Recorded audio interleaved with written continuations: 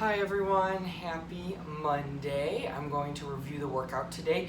For a few announcements, we do have Monday and Wednesday looking the same virtually how they have in the past, but we're in our soft opening second week and final week. So Tuesday, Thursday, we'll have morning and evening classes reserving on Wodify for outdoor WODs at some of our local public parks. And then Friday, we have our grand opening indoors. So 6:30 a.m. is the first class, all the way through 6:30 p.m. It's up to 4 people in a class, and yeah, we're happy 4 to 5 people in a class, and we're happy to have you all come on into the gym and get back started. As well as this Friday and Sunday, you will be needing to return your equipment. So if you have any equipment you borrowed from MR, make sure you return that either sometime when we're open on Friday or Sunday 1 to 3. So super excited to have you back, super excited to know that we're still doing a little bit of the virtual format, but we're really starting to see each other again and going into that next phase. For today's workout, we have a nice little dynamic warm-up before we get started, and then I'll talk about the workout and what different modifications you can use if you don't have all the equipment at home. So first we're going to start off with 10 burpee tuck jumps, and as you're familiar with, our burpee tuck jumps are going to be burpee down here, and then tuck jump at the top, knees above the hip, okay? So let's make sure that we're doing 10 really good ones there. Then we're gonna move into our 12-minute EMOM. It's 45 seconds on, 10 seconds off, and each minute we do a different movement. This again is our dynamic warm-up, so we're going through these movements every minute, rotating and just getting ourselves warm, getting kind of ready for more of a cardio type workout. So that first one's gonna be high knees. We wanna get our knees above our hips here and try to go fast with it, get that heart rate up. Then we switch over to butt kickers, again fast with it, butt, good. And then next one would be jumping lunges. Remembering our knee is gonna touch here, and then jump up, touch, jump up, touch each time. Next one is going to be inchworm plus a push-up. So touching my toes, getting the hamstring stretch coming through. I don't have a ton of space here, so it's a little tight, but back, and then going back up. And continuing that, touching toes, back, and then going back up. So that's what we're looking at for the next one. Hollow rocks, so we're still on the ground here. Remember here, we're making that hollow body. So I'm pushing my spine and my belly button into the floor, 6 inches off the ground, 6 inches off the ground here, and then rocking. Getting that butt off the ground, really getting our core activated in that gymnastics type movement. Then we would have the next one being downward dog push-ups, so a little bit similar to what we were doing before, but pushing our head through here, opening everything up, touch, open everything up, touch, open everything up, okay? Next one is going to be jumping squats. So remember breaking a low parallel here and popping up, getting off the ground, being very explosive with our squat type of movements. Next one is going to be perfect push-up. This one can be a little bit tricky. Remember, with our perfect push-up, my hands are right underneath our shoulders here. My belly button's pushing towards my spine. I'm making that hollow body.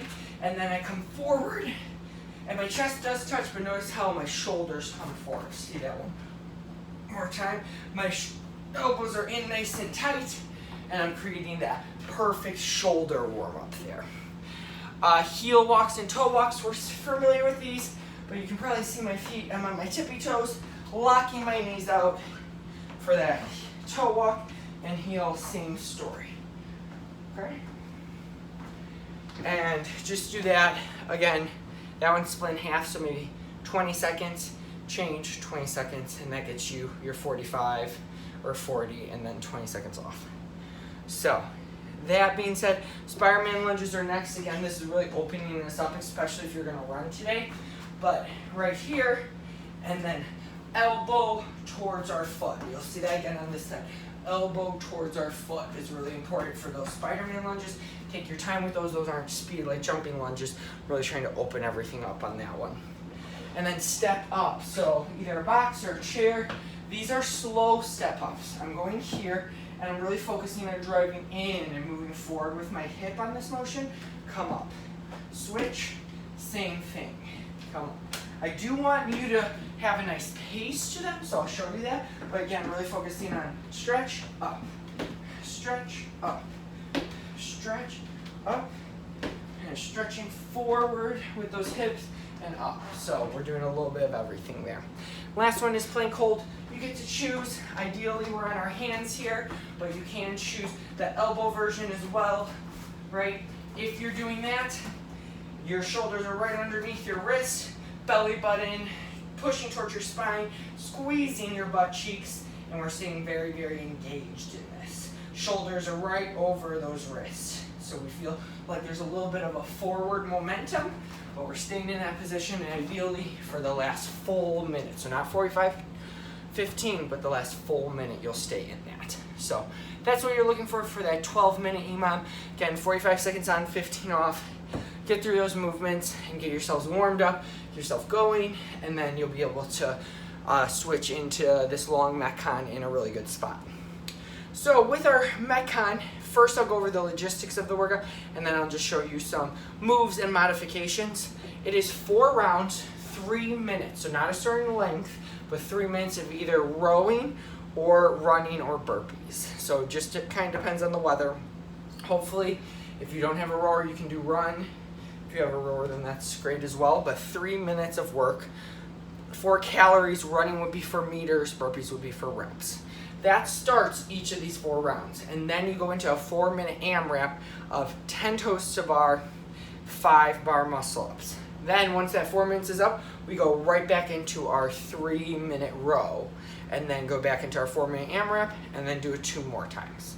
So with the rowing, obviously running, rowing, everyone knows how to do those fairly well, and you can reach out to us individually if you have questions about exact movements or tweaking some things in either of those.